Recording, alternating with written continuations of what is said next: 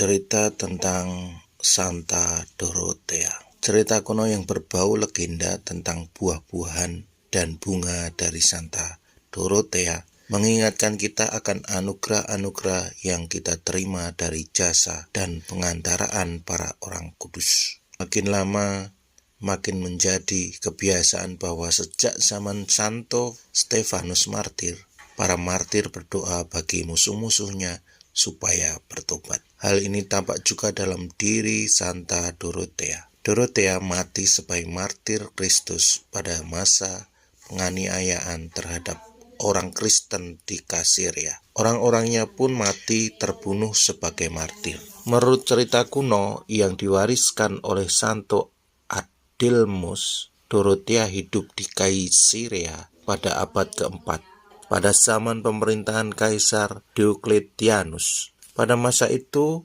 Fabricius menjadi gubernur di Kasiria. Fabricius yang tertarik pada kecantikan Dorothea berusaha keras untuk menikahinya. Dorothea yang sudah beriman Kristen dengan tegas menolak keinginan sang gubernur yang kafir itu. Gubernur Fabricius mengutus 2 orang wanita untuk membujuk Dorothea agar menerima lamarannya. Namun Dorothea tak bisa digoyahkan pendiriannya.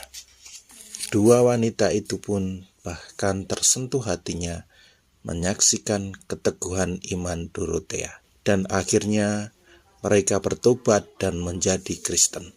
Akhirnya Dorothea dipanggil oleh Fabricius. Diancam akan disiksa dan dibunuh. Di hadapan Fabricius, Dorothea dengan tegas menjawab, "Segeralah bunuh aku, agar secepatnya aku memuji Tuhanku di surga." Theophilus yang menjadi pengawal gubernur Fabricius mengejek dan mengatakan, "Kalau engkau sampai di surga, tolong kirimkan kepadaku buah-buahan dan bunga mawar."